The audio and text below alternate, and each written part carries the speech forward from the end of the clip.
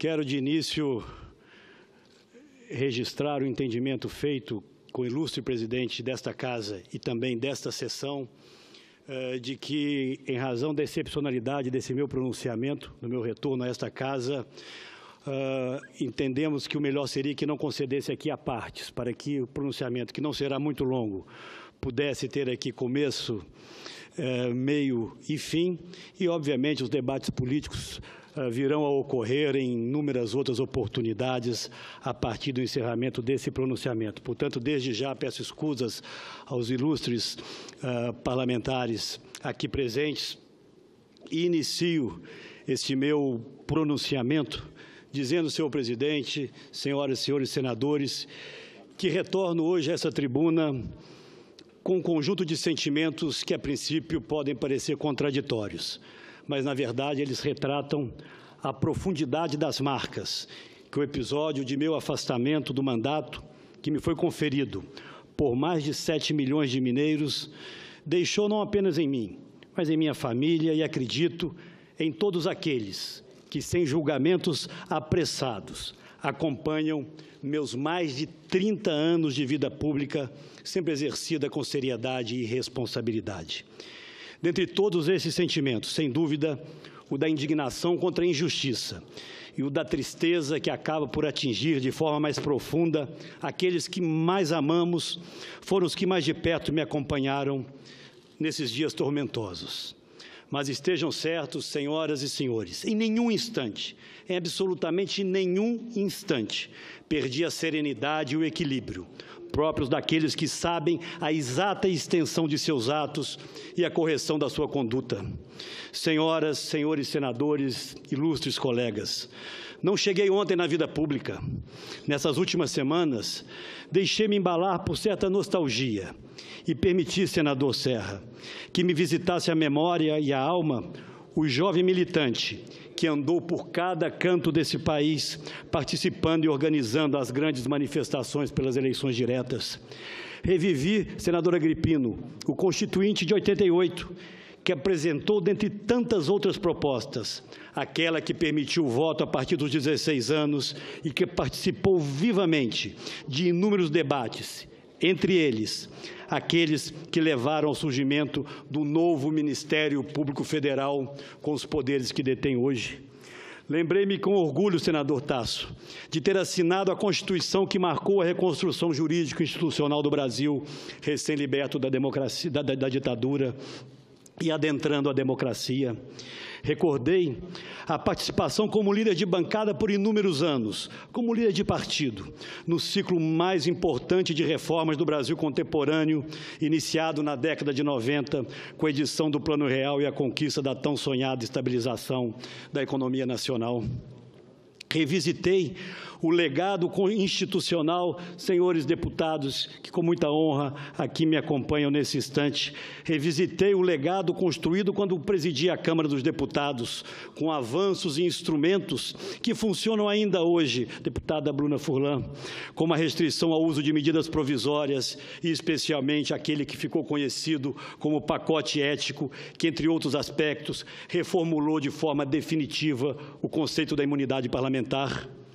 Também, presidente Cássio, estiveram comigo por esses tempos as razões de responsabilidade que me guiaram como governador do meu estado, senadora Anastasia, e colocaram Minas como referência de inovação e governança pública, segundo os mais rigorosos requisitos das mais respeitadas instituições globais. Poucas vezes, aliás, pude sentir tão concretamente o valor da boa política.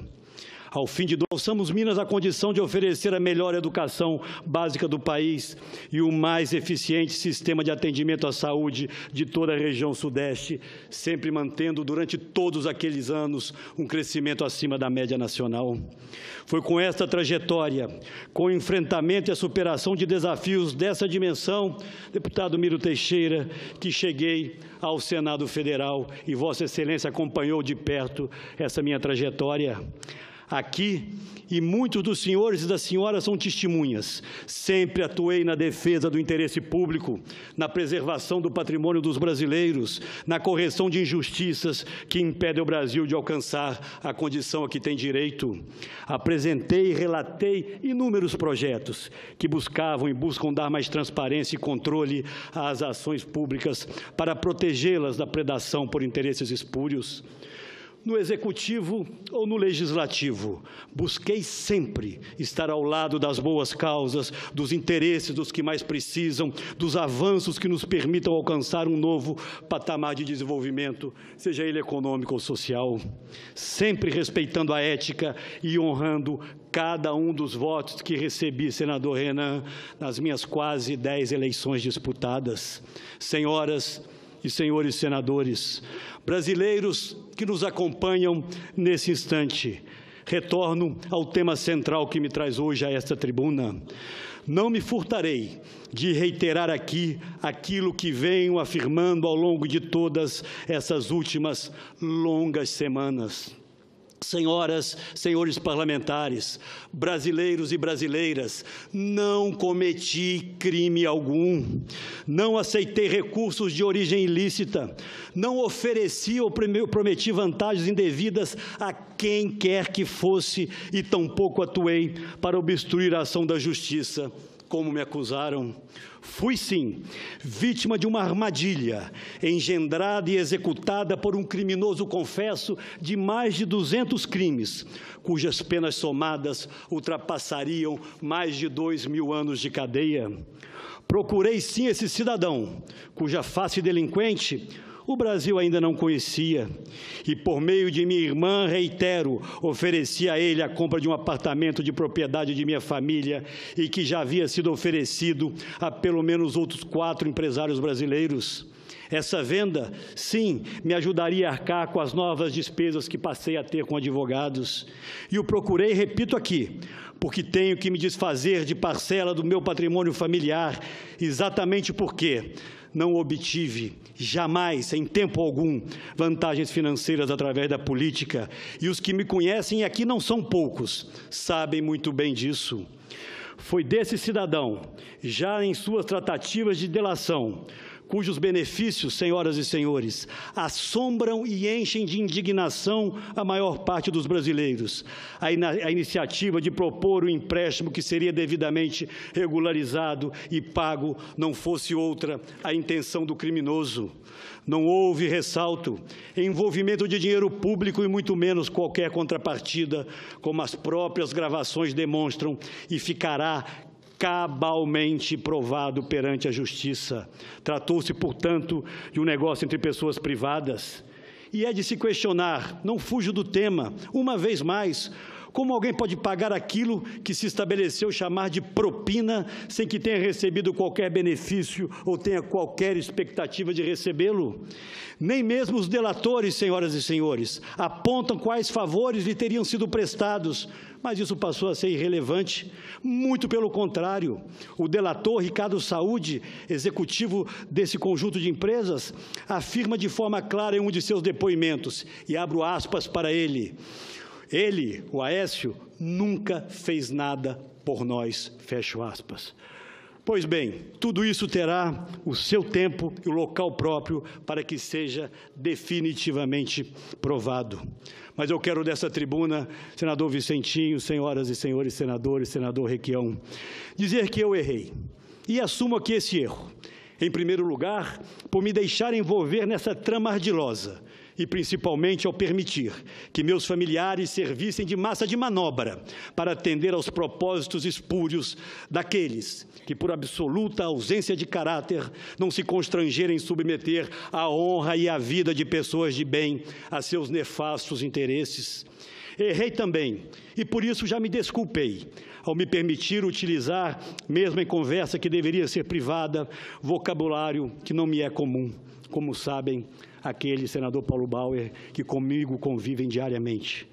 Mas retorno, ilustres colegas, ao ponto central que levou a Procuradoria-Geral da República a pedir o meu afastamento do mandato de senador. Na verdade, foram 3 as principais acusações, e aqui vou enumerá-las. A primeira, por ter dito em conversa privada, criminosamente gravada e todo o tempo induzida por este candidato a delator, que deveríamos aprovar uma nova lei de abuso de autoridade, senador Requião, que acabou ocorrendo por unanimidade na CCJ, com relatório de Vossa Excelência, e no plenário com voto de 54 dos 73 senadores presentes. Em segundo lugar, porque fiz nessa mesma conversa que julgava privada, referência à minha visão de que a proposta de criminalização daquilo que se chamou Caixa 2, com a definição de novas e mais graves penas, deveria ser aprovada como propunha o próprio Ministério Público no conjunto das chamadas 10 medidas, mas seus efeitos só poderiam, na minha avaliação, vigorar após essa aprovação. Nada mais do que a legítima opinião de um parlamentar no livre exercício de seu mandato. E, por fim, acusaram-me pelas críticas que fiz em privado ao funcionamento de determinadas áreas do governo. Pois bem, senhoras e senhores senadores, esse conjunto de manifestações foi interpretado como tentativa de obstrução de justiça. Nada mais distante da realidade. Aliás, muito pelo contrário. O Brasil, e o senhor e senador Fernando Bezerra Coelho sabe disso, é testemunha das inúmeras vezes em que, como presidente do PSDB, levantei minha voz em defesa da Operação Lava Jato e das instituições que a conduzem. Essa sempre foi a posição, não apenas minha, mas de todo o meu partido. Jamais interferi em nenhum órgão envolvido nas investigações, embora entenda que existam reparos a serem feitos à atuação de alguns de seus membros.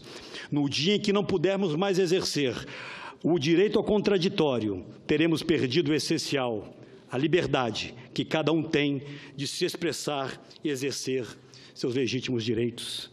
Em especial, e chama atenção para esse ponto, em relação a nós parlamentares, senador Raimundo Lira, é a Constituição Federal, em seu artigo 53, que assegura a imunidade por palavras, opiniões e votos.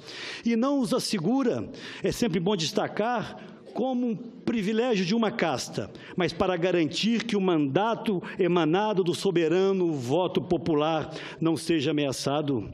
E também para que não se ponha em risco a separação, a harmonia e a independência entre os poderes e tampouco se permita constranger o exercício do mandato parlamentar. Deputado Pestana, foi o ilustre ministro Marco Aurélio, do Supremo Tribunal Federal, que em sua decisão tratou de trazer luzes àquilo que diz a Constituição. Coube a ele demonstrar com clareza didática que medidas cautelares como o afastamento do mandato de um senador da República ou de um deputado federal representam grave violação de preceitos constitucionais. Reproduzo aqui alguns trechos que julgo devam ficar registrados nos anais desta Casa. Abro aspas para o ilustre ministro. O afastamento do exercício do mandato implica esvaziamento irreparável e irreversível da representação democrática conferida pelo voto popular. O judiciário não pode substituir-se ao legislativo, muito menos em ato de força, a conflitar com a harmonia e a independência dos poderes. E continua o ministro. À sociedade, e não apenas ao agravante, importa a preservação do interesse primário, a rigidez das instituições democráticas, a respeitabilidade à Constituição Federal e não a feitura de justiça a ferro e fogo, a tomada de providência extrema, o justiçamento. Continua o ministro. A história é impiedosa, considerados atos de força que, em última análise, provocam consequências imprevisíveis. E vai além o ministro. Em quadra de abandono a princípios, de perda de parâmetros e de inversão de valores, de escândalos de toda ordem, cumpre ser fiel aos ditames constitucionais e legais, sob pena de imperar o descontrole institucional com risco à própria democracia. Quando, ensina ainda o ministro Marco Aurélio, o direito deixa de ser observado e por tribunal situado no ápice da pirâmide do judiciário, o Supremo, vinga o nefasto critério da força e tudo, absolutamente tudo, pode acontecer. Fecho aspas. Trata-se, destaco mais uma vez, de peça jurídica histórica que sempre servirá para defender não a um parlamentar individualmente, mas as instituições. servirá para assegurar a separação entre os poderes, o livre exercício do mandato parlamentar, a defesa dos direitos individuais e, sobretudo, senador Eunício Oliveira, presidente desta Casa, o respeito à Constituição. Não serve apenas a mim ou aos meus 80 colegas senadores ou aos 513 deputados, serve à história. Senhoras, senhores senadores, fui condenado previamente sem nenhuma chance de defesa. Tentaram execrar-me junto à opinião pública. Fui vítima da manipulação de alguns, da má-fé de muitos e, sobretudo, de julgamentos apressados, alguns feitos aqui mesmo nesta casa, por alguns poucos que parecem não se preocupar com a preservação dos direitos individuais e com o primado da nossa Constituição. Mas não carrego mágoas, não carrego ressentimentos. Olho para frente. Trabalho para construir o futuro, jamais para desfazer o passado. Assistimos hoje, na verdade, a uma enorme disputa que pode acabar por fazer com que algumas instituições do Estado brasileiro prevaleçam sobre as outras. E isso não pode ocorrer, senador Cidinho. Só o equilíbrio interessa a uma sociedade sadia. O papel de investigar, de apontar erros, de puni-los, é fundamental para o aprimoramento das nossas instituições, mas não pode ser feito ao arrepio do nosso ordenamento jurídico. O país vive, sim, um importante e inédito acerto de contas com a sociedade e com o mundo político. E temos que estar preparados para ele, separando o que é crime daquilo que não é, separando condutas ilícitas daquilo que é simplesmente atividade política. Misturar tudo e todos só interessa aos que não querem mudança alguma. Senhoras e senhores, ilustres colegas, parlamentares federais que da casa vizinha vêm aqui acompanhar esse meu pronunciamento, e a todos meu mais profundo e sincero agradecimento. É com espírito altivo e com absoluta serenidade que retorno hoje a esta casa, a esta que é também a minha casa, senador e ministro Aloysio Nunes. Que alegria poder tê-lo aqui hoje. Meu retorno se dá única e exclusivamente pela estrita observância da lei, pelo respeito a direitos assegurados e pelo que determina a nossa Constituição. Retorno com firme propósito, de ao lado de cada um dos senhores e das senhoras, independente de filiações partidárias ou de divergências que possamos ter, continuar trabalhando para permitir ao Brasil superar suas gravíssimas dificuldades evidenciadas no baixo crescimento econômico e na profunda crise social que vivemos. Quero aqui reafirmar, nesse instante, meu compromisso e minha crença na necessidade de continuarmos avançando em uma ousada agenda de reformas que, aliás, foi a razão do apoio do PSDB ao governo do presidente Michel Temer. Fui eu, inclusive, quem, na condição de presidente do partido e credenciado por cada um dos meus companheiros, condicionou o nosso apoio ao cumprimento dessa agenda que devemos reconhecer, apesar de todas as adversidades, continua sendo liderada pelo presidente. Nosso compromisso sempre foi com a transformação do país e não devemos abandoná-lo. Faço questão aqui nesse instante de fazer a minha mais sincera e profunda homenagem ao senador Tasso Gereissati, pela forma equilibrada, serena e, sobretudo, democrática com que está conduzindo o partido desde a minha licença. O PSDB se orgulha e se orgulha muito de, ao longo de toda a sua história, ter colocado sempre os interesses do país acima de eventuais interesses eleitorais. Essa é a nossa marca e dela não devemos jamais abrir mão. Neste pouco mais de um ano do novo governo, o Brasil conseguiu avanços extremamente importantes, como a queda da inflação, o corte da taxa de juros, o reequilíbrio das contas externas, o fim da recessão, a aprovação de projetos extremamente importantes para o futuro do país, como o que estabelece o teto dos gastos públicos e a implementação da sempre adiada reforma do ensino médio, senador José Agripino, para ficar em alguns poucos temas. Para tão pouco espaço de tempo, devemos reconhecer, foram conquistas relevantes e que precisam ter continuidade, pois convivemos ainda, essa é a nossa mais amarga realidade, com um contingente de 14 milhões de desempregados e com degradantes indicadores sociais. Os nossos desafios estão em todas as áreas e precisamos enfrentá-los, sobretudo aqueles que atingem os mais desprotegidos. Aproveito esta tribuna para de público apelar ao governo para que reconsidere, se realmente verdadeira for, a decisão de não conceder reajuste ao Bolsa Família. Todo esforço deve ser feito no sentido de garantir o poder aquisitivo desses benefícios e, sempre que possível, prover-lhes ganhos reais. Senhoras e senhores, agradecendo a presença de cada um dos ilustres senadores e parlamentares nesse plenário, a cada um que nos acompanha nesse instante, encerro este meu pronunciamento com a constatação, que acredito seja de todos, de que as maiores vítimas de toda essa crise, presidente Eunício, porque passa o Brasil, são aqueles brasileiros que menos têm e mais precisam do apoio do Estado. E será sempre, fica, portanto, essa última mensagem, será sempre através da política, mas da boa política, feita com tolerância e respeito, que vamos conseguir encontrar um novo e virtuoso caminho para o Brasil e para cada brasileiro. Muito obrigado, senhor presidente.